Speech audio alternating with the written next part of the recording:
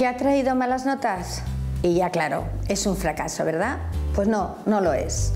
El hecho de traer malas notas en momentos puntuales es hasta normal.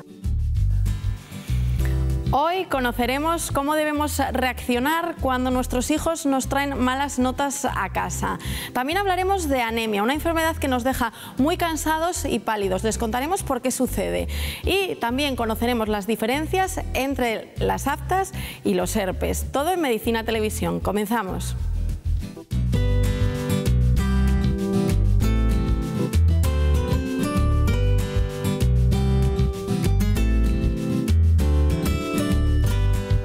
¿La anemia es la falta de glóbulos rojos en sangre? Sé más o menos lo que es y una enfermedad en la sangre, pero poco más. Pues falta de hierro en el organismo, ¿no? Óscar, muy buenas, ¿qué tal? Estupendamente. Bueno, parece que nos dan pistas con estas respuestas. Cuéntanos tú, ¿qué es exactamente la anemia? Bueno, la anemia es un proceso patológico, una enfermedad, por lo cual lo que tenemos es una disminución de la hemoglobina y de los glóbulos rojos en sangre.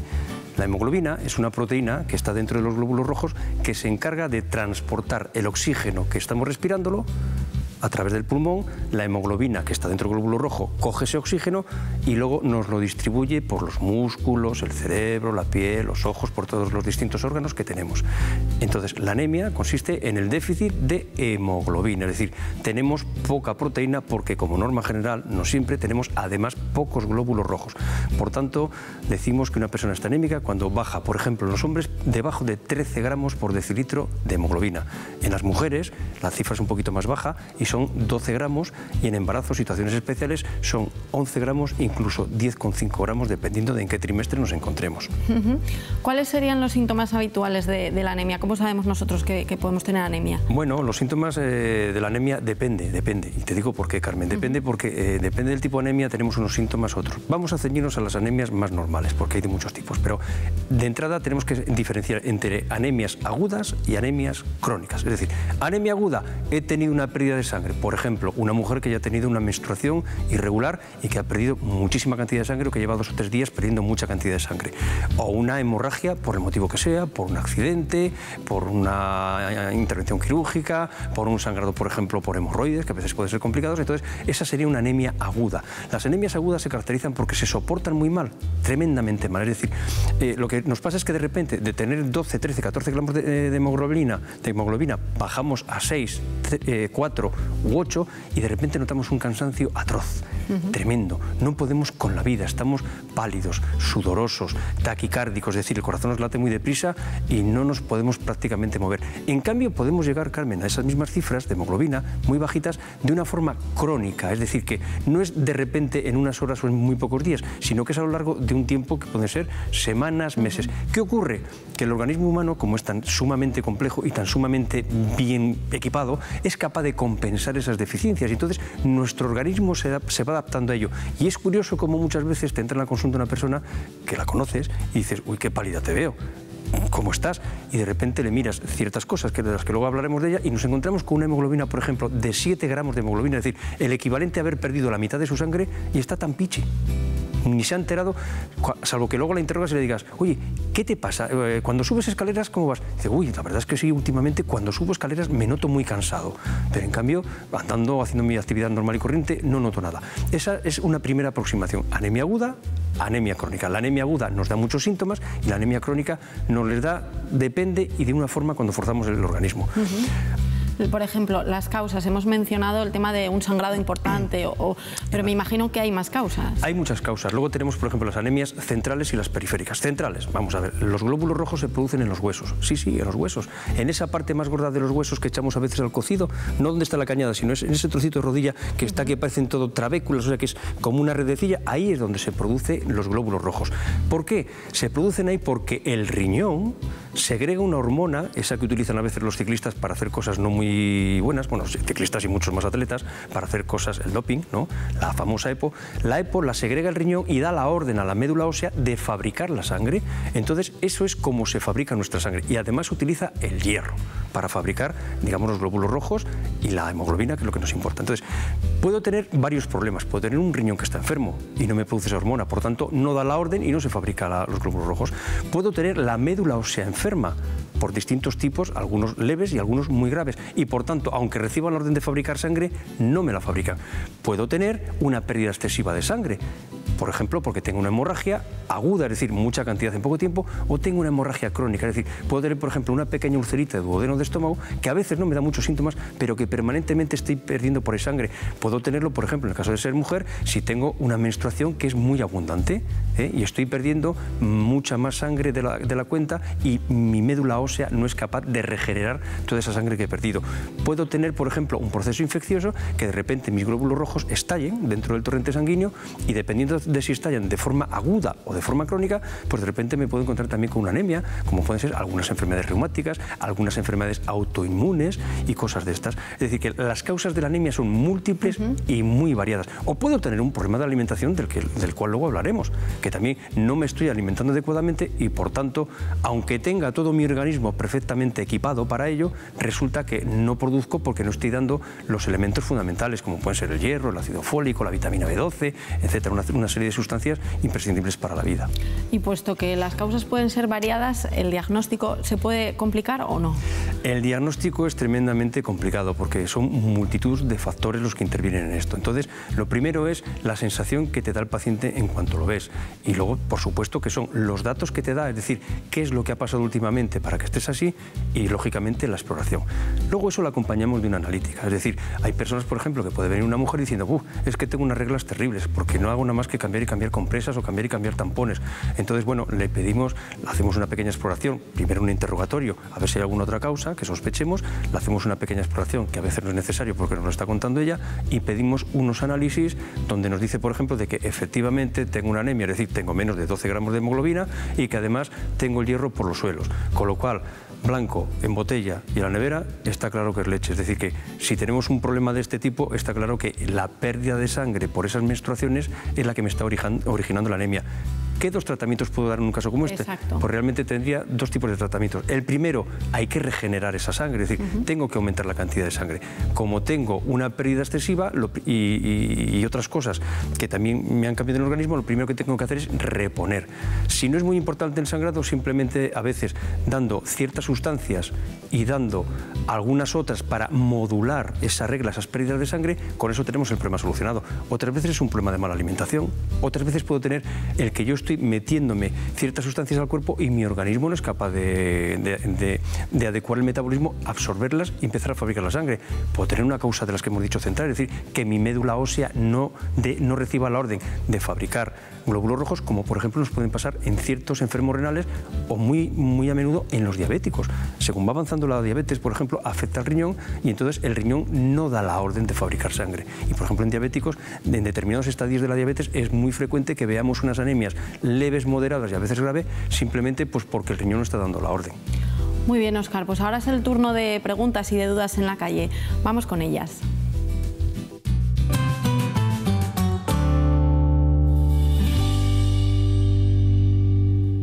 ¿Es más frecuente la anemia entre los hombres o las mujeres? Las anemias, como muchas enfermedades, son más frecuentes en las mujeres, por una sencilla razón. Las mujeres tienen la menstruación y la menstruación siempre supone una pérdida cíclica mensual de sangre que los hombres no tenemos. Por tanto, las mujeres siempre tienen más anemias debido simplemente a eso. Ajá, muy bien. Seguimos, más preguntas. ¿Qué diferencia hay entre tener el hierro bajo y tener anemia? Una pregunta muy interesante. Vamos a ver, el hierro bajo los médicos lo llamamos ferropenia, es decir, ferro, hierro, penia, poca. Es decir, tenemos poco hierro. Como hemos dicho que el hierro es un componente fundamental en la fabricación de los glóbulos rojos, si yo tengo el hierro bajo, antes o después va a afectar a la fabricación de los glóbulos rojos. Por tanto, digamos que la ferropenia, el hierro bajo, es el estadio previo al desarrollo de una anemia por falta de hierro, que es uno de los muchos tipos de anemia. ¿Pero se podría evitar la anemia si sabemos lo otro o no? Por supuesto que se puede evitar, por supuesto que se puede evitar. Vale. Vamos con otras dudas. Si mi madre tiene anemia, ¿yo también la tendré? Bueno, aparte de características genéticas y familiares, que desde luego la hay, es decir, siempre hay componentes genéticos en todo esto, incluso hay anemias hereditarias también, hay anemias hereditarias, pero afortunadamente son muy poquitos casos y siempre les tenemos muy bien pillados, con lo cual ya sabemos que si alguien tiene cierto trastorno de la sangre que suele generar anemias y sabemos que tiene una dominancia dentro de esto de la genética y de la herencia, pues normalmente a los hijos ya, como ya sabemos que lo son los padres, los hijos los tenemos controlados. Por tanto, si su madre tiene anemia con esta edad, seguro que usted, si su madre fuese de carácter hereditario, usted ya lo sabría, con lo cual desde niños normalmente ya lo sabemos. Muy bien, vamos con más preguntas. ¿Puede un niño tener anemia o es un problema de adultos? Pues claro que un niño puede tener anemia por múltiples causas, porque a veces puede tener ciertas intolerancias o puede tener ciertas enfermedades intercurrentes que de repente hace que la absorción de ciertos ciertos alimentos no sean suficientes como para que esa médula ósea fabrique la cantidad necesaria de sangre. No es que sea muy frecuente las anemias en los niños, pero lógicamente también existen. Pero como tenemos unos pediatras en este país que les tienen a todos absolutamente controlados, no se les escapa ni una. Muy bien, y vamos ya con la última duda que tienen en la calle. ¿Cómo se puede prevenir la anemia? Bueno, pues la anemia se puede prevenir de muchas formas, pero sobre todo las anemias que son controlables. Es decir, cuando yo tengo una anemia central, es decir, que tengo un problema en la médula ósea roja, pues no puedo hacer nada para prevenirlo. En cierta medida, una anemia debida, por ejemplo, a una diabetes, sí que podría prevenirlo. ¿Cómo? Controlando mi diabetes. Porque si yo soy capaz de controlar mi diabetes, haré menos daño al riñón y, por tanto, ese riñón no dejará de dar la orden de fabricar glóbulos rojos. Por tanto, hay enfermedades que nos pueden generar una anemia y algunas de ellas las podemos controlar nosotros. He hablado de diabetes, pero nos pasa lo mismo con la hipertensión arterial. Es decir, cuando yo tengo una hipertensión arterial y mi hipertensión no está adecuadamente controlada, afecta a mi riñón. Y cuando afecta a mi riñón le pasa lo mismo que con la diabetes. No da la orden de fabricar esa hormona que va a parar a mis huesos para que fabriquemos la sangre. Entonces, hay muchas enfermedades crónicas aparentemente no relacionadas con el tema de la anemia, pero que realmente lo están. Y he puesto dos ejemplos muy frecuentes porque, por ejemplo, la diabetes afecta más o menos a 1 de cada 10 españoles y la hipertensión arterial afecta como poco a 25 de cada 100 españoles. Luego ya tenemos un grupo enorme, sobre todo en gente un poquito más adulta, para poder controlar con el esfuerzo de los pacientes y de sus médicos. Me imagino que la alimentación también en el tema de la anemia tiene un punto importante. Vamos a ver un vídeo de nuestra nutricionista y luego lo hablamos.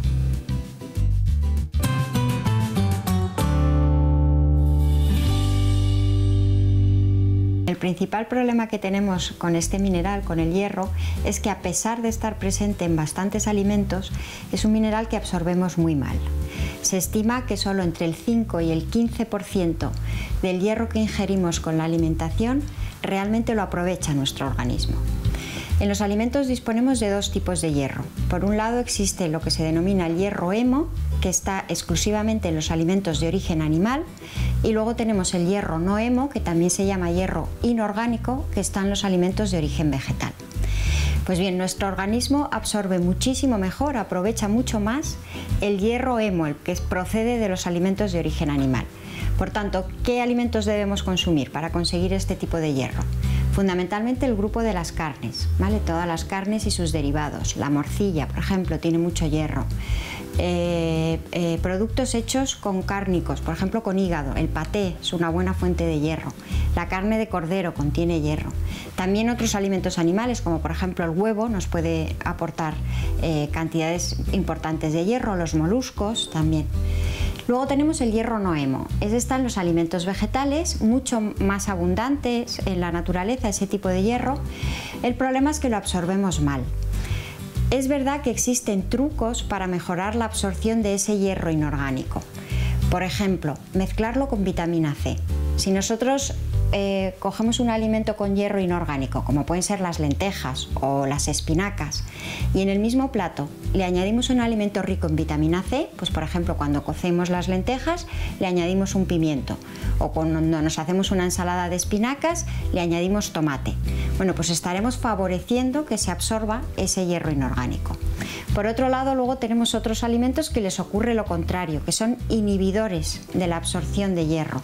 Es el caso de los polifenoles presentes, por ejemplo, en el té o el café. Entonces, siempre hay que tratar, cuando tomemos té o café, de separarlo de las comidas, ¿vale? En lugar de tomarlo con la comida rica en hierro, que nos impedirá absorberlo, pues lo debemos espaciar y tomarlos entre horas.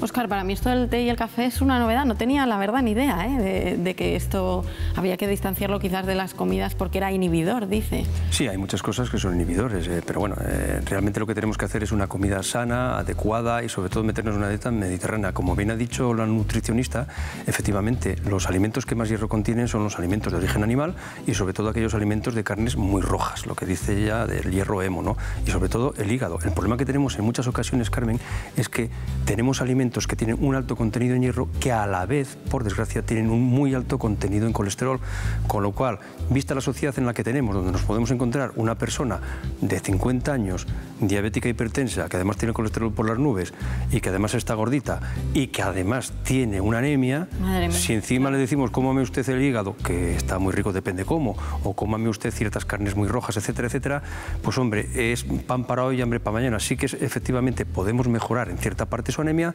pero también estamos desmejorando muchas cosas del resto del metabolismo, como por ejemplo el colesterol y otra serie de parámetros que hay por ahí. Estos consejos están más orientados a alguien que solo tiene anemia, eso, ¿no? Es, sí, pero realmente casos de esos, pues hay poquitos, quizás alguna persona joven. Y luego tenemos que tener en cuenta de que las carnes, sobre todo las carnes rojas, cada vez las tenemos más desaconsejadas. Es decir, la carne de animal mayor, viejo, que suelen ser las más ricas, como norma general, ¿no? Tiene una cantidad de restos dentro de sus grasas, de fenoles, etcétera, etcétera, de la propia contaminación, y luego además no son nada sanas precisamente desde el punto de vista metabólico. De hecho, si además lo ponemos como lo solemos poner, que suele ser a la plancha o a la parrilla, sobre todo a la parrilla, pues eso genera todavía unos productos, fruto del consumo, de dar las brasas por abajo, esa parte ennegrecida, tusturrida, tostada, que realmente está muy rica, pero que desde el punto de vista saludable es tremendamente malo y, por ejemplo, es uno de los grandes problemas que tenemos con ciertos cánceres, por ejemplo, como el de colon. Es decir, las parrillas y los cánceres de colon, por poner un ejemplo, se llevan bastante mal. ¿Por qué?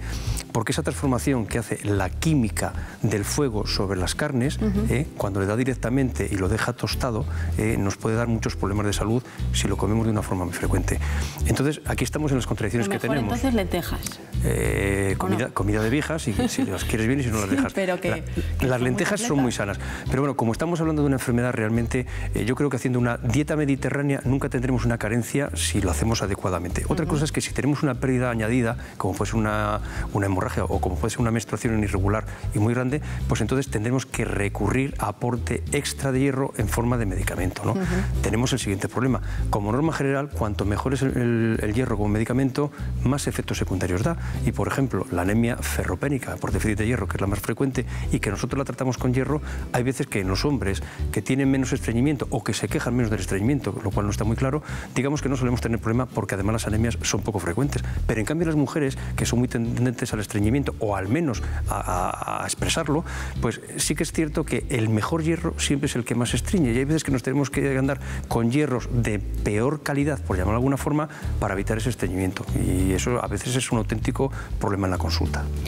Muy bien, Óscar, pues llega el turno en el que ahora tú resumes todo lo que hemos hablado y das unos consejos. Muy bien. Pues como casi todos los días vamos a dar unos consejos muy breves. Lo primero es que hay que comer dieta mediterránea, fundamental, ¿no? Si está cansado físicamente, no psicológicamente, está pálido, puede tener una anemia, no cabe duda. Si pierde peso de una forma inexplicable o se alimenta mal, desde luego que también puede desarrollar una anemia.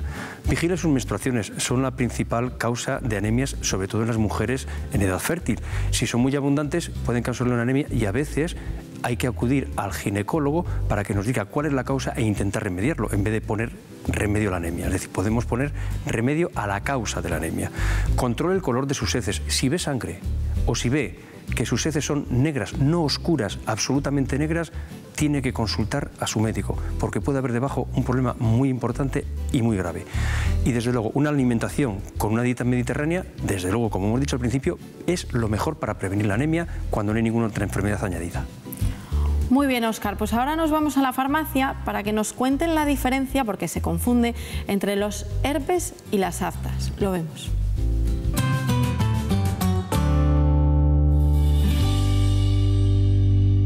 Las calenturas y los herpes, que mucha gente se confunde, es lo mismo. Calenturas es el nombre común que utilizamos en la calle y el herpes es el bicho, vamos, el virus que produciría eso.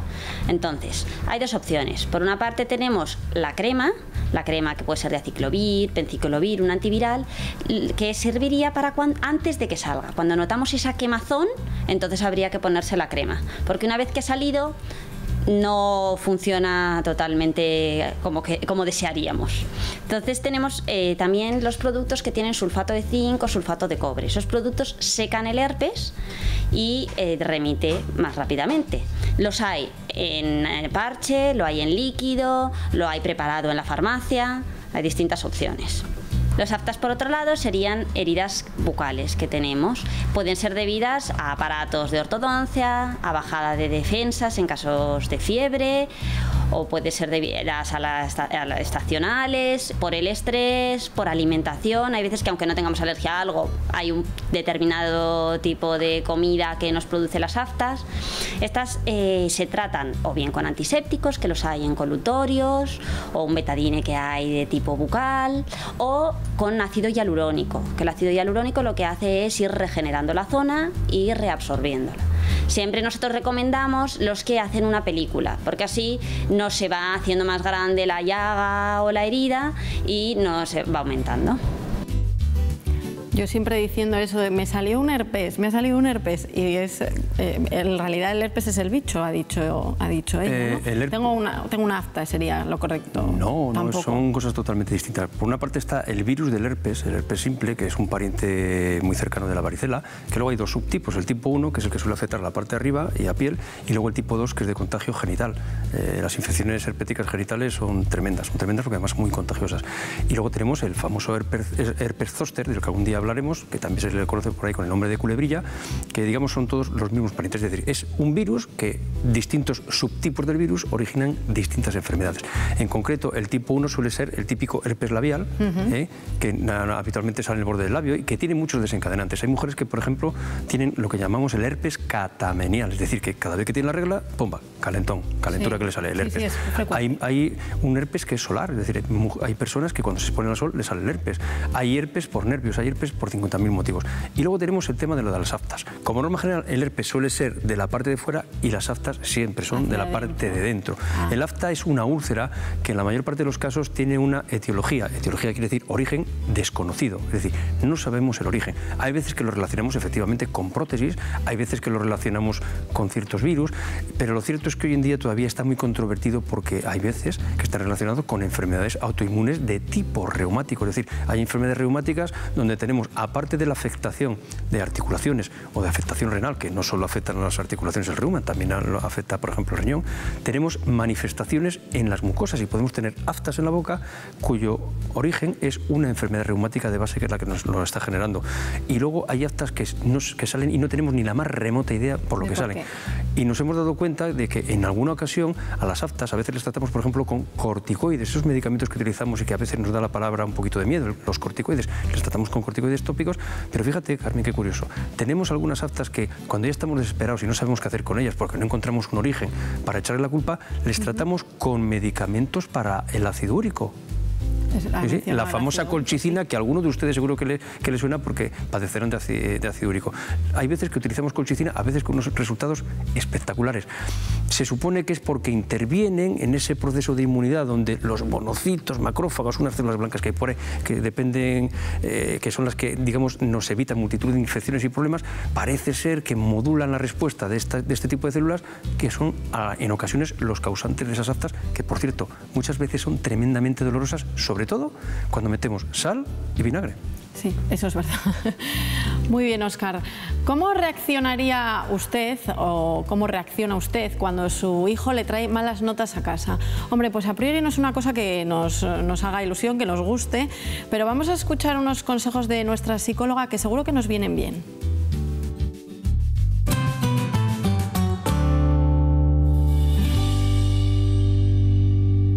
¿Qué ha traído malas notas? Y ya claro, es un fracaso, ¿verdad? Pues no, no lo es. El hecho de traer malas notas en momentos puntuales es hasta normal. Por ejemplo, nosotros llamamos inflexión escolar cuando empiezan a suspender en la adolescencia. sus motivaciones están en otro lado, en la chica, en el chico que les gusta, en los amigos. Es absolutamente normal. Ahora, también es verdad que tú sí puedes hacer que sea un fracasado. Solamente con esas frases de no vas a valer para nada, vas a ser un fracasado, vas a acabar barriendo las calles, en fin, esas lindezas que decimos de vez en cuando los padres, de verdad pueden conseguir que tu hijo sea de verdad un fracasado. Mira, no le atosigues tampoco con clases, ni con extraescolares, ni con historias. Yo creo que de verdad lo único que importa es que sea feliz. Mira a ver bien qué es lo que le gusta a tu hijo, cuáles son sus limitaciones para ayudarle y sobre todo cuáles son sus aptitudes y refuérzalas. No todo el mundo vale para todo y no todo el mundo tiene que hacer carreras, ni bachiller, ni universidad. Así que piensa sobre todo en que tu hijo, fíjate, más que tener unas notas excelentes, sea feliz. No sabes la cantidad de gente y de chicos que vemos con muy buenas notas y totalmente infelices. Por favor, haz que tu hijo sea feliz, es lo único importante en esta vida. Y tú, si quieres, vosotros como padres, si queréis, podéis. Fíjate, yo creo que hay una cosa muy importante que ha mencionado, es darse cuenta de las limitaciones. Yo empecé a sacar buenas notas en el momento en que me quitaron las matemáticas, las cosas de ciencias. Y es que no no valemos todos para lo mismo, está claro. Está claro, lo que pasa es que los padres siempre queremos que nuestros hijos sean los más altos, los más guapos, los más inteligentes, los más trabajadores, y claro, eso realmente no es así. El problema es que los niños no vienen con manual, claro, y cada niño es distinto y la forma de reaccionar, si viniese con manual, qué fácil sería todo, ¿no? Sí. Sí que es cierto de que la teoría de la psicóloga, desde luego, me parece acertadísima, pero por desgracia luego, Carmen, tenemos una sociedad donde todo eso de la felicidad no nos lo acepta así. Y aquí el que sabe ganar dinero, el que sabe estudiar, el que sabe triunfar en la vida, pues digamos, luego va a tener un porvenir mucho mejor que el que realmente hace otro tipo de cosas. Entonces, el problema es que tenemos una sociedad que no acompaña a nuestros sentimientos, y la que debe cambiar la sociedad, no nosotros, desde luego. Y una cosa que ha dicho, motivar. Por supuesto, la motivación es fundamental. No todos valemos para ser ingenieros, no todos valemos para ser médicos, no todos valemos para ser astronautas, y no todos valemos para llevar una pala excavadora. Hay que saber, y hay que saber hacerlo bien. Es decir, que lo que pasa es que todos queremos tener el mejor, lo más alto de lo más alto. Eso es. Gracias, Óscar. Otro día más. Pues nada, muchísimas gracias a ti y por supuesto a todos ustedes por estar un día más con nosotros. Ya saben que nosotros volvemos en nuestro próximo programa con más temas relacionados, ya saben, con salud, con medicina y con bienestar. Gracias por acompañarnos. Les esperamos.